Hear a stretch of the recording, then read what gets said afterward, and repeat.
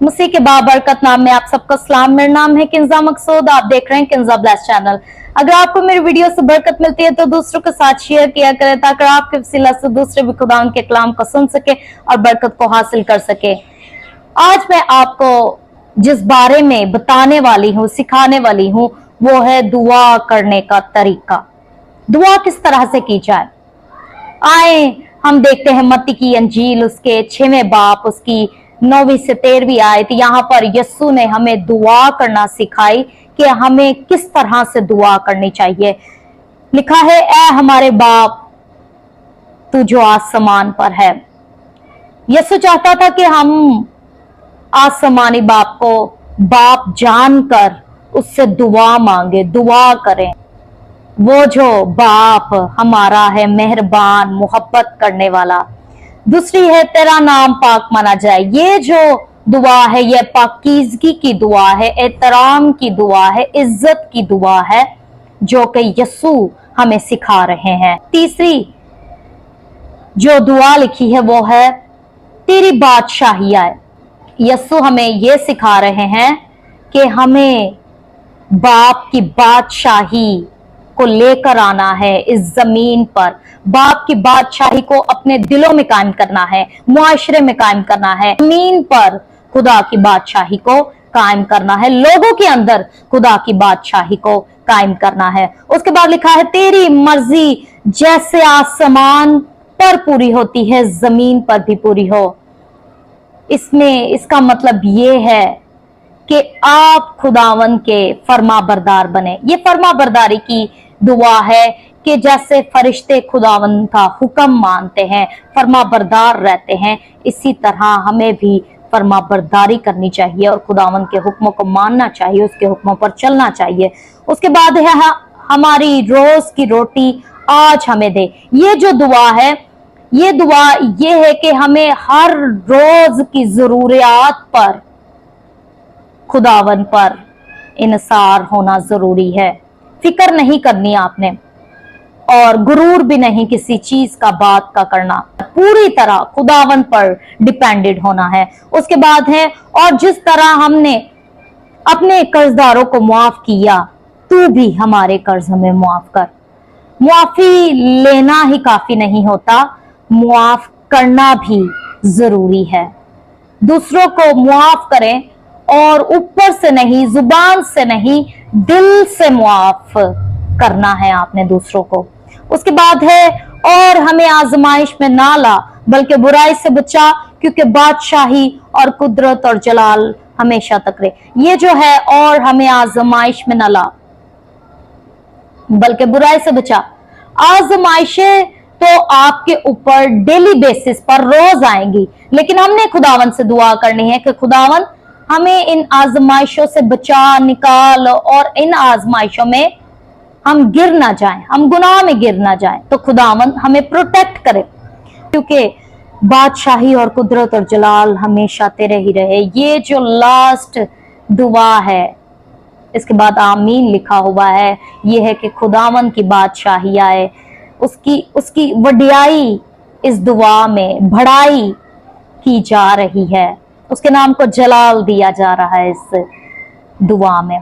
और आगे जो मैं आपको बताना चाहती हूँ कि दुआ करने के असूल कि आपको किस तरह से दुआ करनी चाहिए। असल में जो आपको दुआ करनी चाहिए, पहला पॉइंट है कि सच्चे दिल से आपको दुआ करनी चाहिए।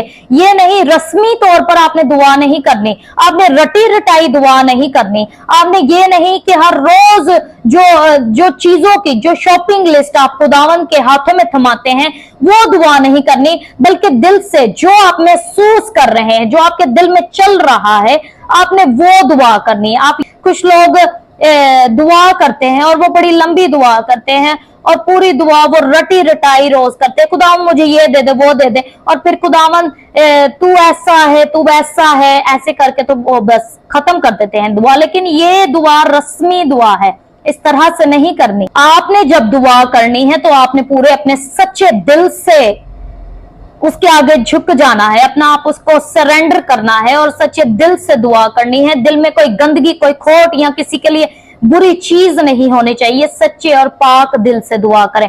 यिर्मयाह उसके 29 उसके 13 में लिखा है, तुम मुझे ढूंढोगे और पाओगे जब पूरे दिल से मेरे तालिब होगे। जब आप पूरे दिल से खुदावंद के तालिब होते हैं तो वो आपको मिल जाता है, आप उससे ढूंढते हैं और पा लेते हैं। उसके बाद ईमान के साथ दुआ करनी है। मरकस उसके 11वें बाब उसकी 24वीं आयत में लिखा है, जो कुछ तुम दुआ में मांगते हो यकीन करो कि तुमको मिल गया और वो तुमको मिल जाएगा। जैसे कि हम बादशाह के पास जाते हैं और हमें पता होता है कि बादशाह से हम दरख्वास्त करेंगे, बादशाह से कोई हम बात करेंगे या उससे कोई चीज मांगेंगे तो उसके पास तो सारी बातों का हल, सारी चीजें उसके पास है और वो हमें दे सकता है। इस तरह आप जब खुदावंद के पास जाएं तो आप इतने ईमान से, इतने भरोसे से जाएं कि मुझे उसके पास से मिल जाएगा और मुझे मिल गया है। वो मेरी दुआ को सुन लेगा और वो कर देगा। ईमान से जाएं, शक ना रखें अपने दिल में कि खुदावंद करेगा नहीं करेगा, खुदावंद क्या कर रहा है, और बहुत सी बातें आप दिल में रखकर और खुदावंद के पास जाते हैं, उस पर शक करते रहते हैं। लेकिन शक जो करता है वो दो दिला इंसान है, उसे कुछ हासिल नहीं होगा। तीसरा पॉइंट मैं आपके साथ शेयर करना चाहती हूँ, खुदा की मर्जी के मुताबिक मांगे। जब हम पहला यूहन्ना उसके 5वें बाब उसकी 14वीं आयत में देखते हैं तो लिखा है, उसकी मर्जी के मुआफिक कुछ मांगते हैं तो वो हमारी सुनता है। जब आप उसकी मर्जी के मुताबिक मांगते हैं तो वो आपको देता है और आपकी सुनता है। आपने कैसे खुदावंद की मर्जी के मुताबिक दुआ मांगनी है, कैसी दुआएं कबूल होती हैं, सच्ची अच्छी, उस दुआ में जेलसी ना हो, शेखी ना हो, या आपने किसी को शौखियां नहीं मारनी। एक आयत कलाम में लिखी हुई है कि तुम मांगते हो और तुम्हें क्यों नहीं मिलता, क्योंकि तुम नेक नियति से नहीं मांगते। अगर आप कोई दुआ मांग रहे हैं और उस दुआ का मोटिव नहीं ठीक, अगर आप गाड़ी को मांग रहे हैं या दूसरों को शोइयां मारने के लिए, शौखियां मारने के लिए, दूसरों को जेलस करवाने के लिए आप गाड़ी को मांग रहे हैं, घर को मांग रहे हैं, पैसों को मांग रहे हैं, मोबाइल मांग रहे हैं, तो ये अगर ये मोटिव रखकर कि मैंने दूसरे को जलाना है, मैंने ये करना है, मैंने वो गलत मोटिव रखकर अगर आप दुआ मांगते हैं तो आपको कभी नहीं मिलता। लेकिन अगर आपका मोटिव अच्छा है कि खुदावंद मुझे बाइक चाहिए, मुझे गाड़ी चाहिए, क्योंकि मुझे खिदमत करने में, यहाँ जाने में, वहां जाने में, स्कूल जाने में, कॉलेज जाने में, यूनिवर्सिटी जाने में मुश्किल होती है, आप इसलिए पैसों को मांगे ताकि मैं अपने माँ बाप की मदद कर सकूं, ये अच्छे मोटिव हैं, तो ऐसी दुआएं खुदावंद सुनता है। लेकिन अगर आपके मोटिव ही गलत हैं तो तब खुदावंद आपकी दुआ नहीं सुनता और ये खुदावंद की मर्जी के मुताबिक दुआ नहीं है आपकी। उसके बाद चौथा पॉइंट जो मैं आपके साथ शेयर करना चाहती हूँ, शुक्रगुजारी के साथ दुआ करें।